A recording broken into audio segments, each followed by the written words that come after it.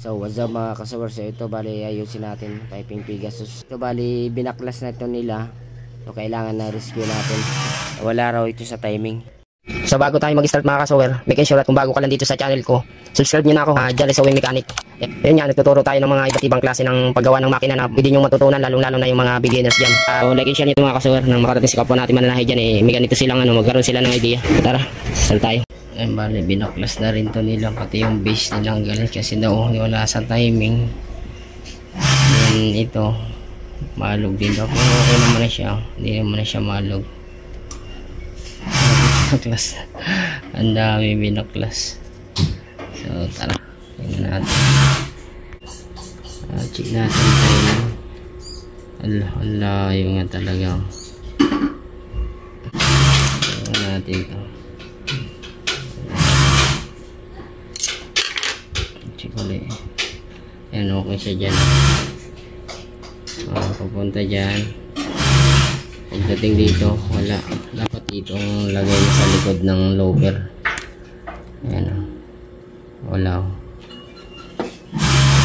Ayan. Ito sa mga nag-ano pa lang na magmekaniko, ito talaga hindi nila ito makukuha kung saan na-adjust ito. Yung mga ganyang sira, yung mga baguhan lang na magmekaniko dyan, hindi talaga nila ito makukuha kung saan.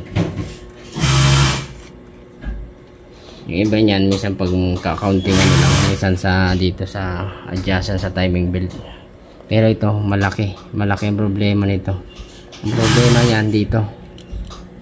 Ayan. Dito ang adjustan niya, no? Layo na, kita na kagad natin. Ang mark niya, mali na. Layo. Tapos yung isa dito. Dapat pantayan sila. Kaya luluwagan natin yung tornilyo na yan, yung allen wrench na yan, dalawa. Ayun, layo niya.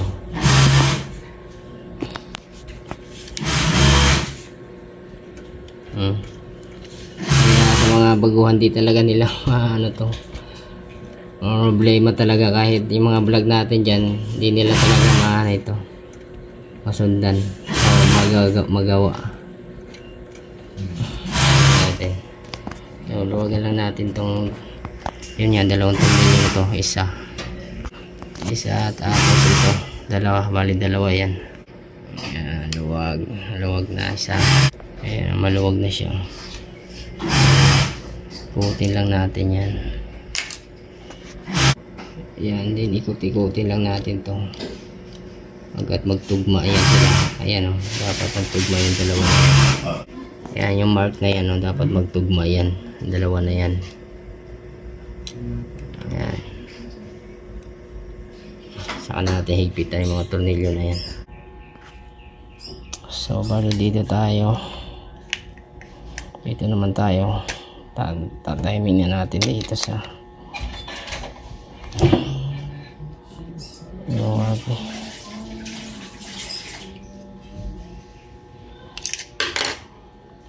Dito na tayo, no? Ayan, ituin na siya.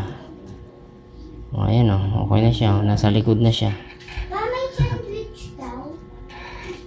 Ano?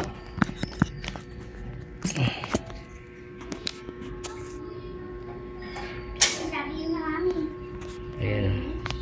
Nana, ito na ba yung sandwich? Nasa likod na siya. Ito, sa harap, yung eye to eye. Tapos pagdating dito, ayan, nasa likod na siya. Ayan. Okay. Pero ito medyo malayo yung timingan nito. Timing belt pa rin to, adjust. Wala pa pala to sa standard. Buka natin.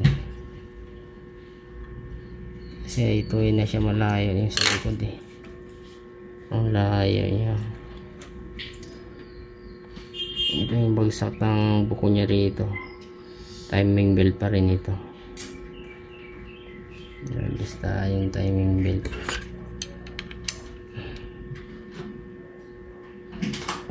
Kulang natin bagya.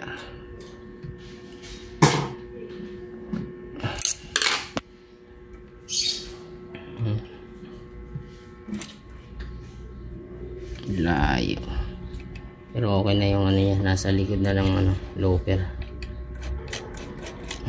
Dito naman tayo sa timing belt adjust. So yun, bali binuksan na natin siya ngayon. Bali adjust na natin to.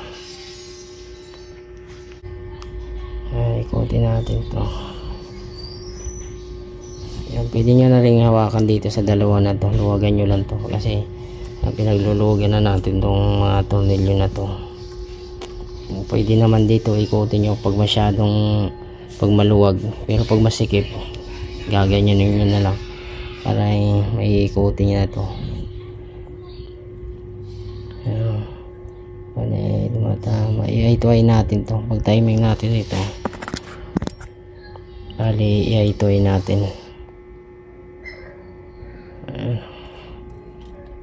Tapos ang bagsak nya dito sa likod ng karayom, ganyan, likod ng looper pala, dapat ay tuway siya. Tapos ang bagsak ng yan, pwede na to, kunti lang, masyadong mano to, mababa ang karayom. Yan, pwede na to. Sana natin kita dito. Marami na rin tayong mga vlog dyan sa YouTube channel natin kung paano pag timing dito o pag adjust. Panoorin nyo na lang.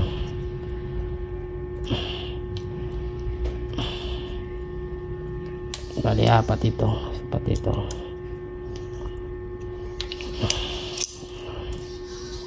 Dapat masikip na masikip. Meron din kasi na malambot lang na dito nyo lang ikot-ikutin. Pag masikip talaga, pwede na rito. Yung dalawa. Ayan, bali na-timing na natin siya. Sikipin na natin ito ng gusto. So, ayan, bali nalagyan na rin natin ng langis. Ayan, pagbabalik na natin ito. Susubukan na natin yung timing. Ayan, okay na ito. Susubukan na natin. Sige ako, subukan nyo boss. Sige, subok pa.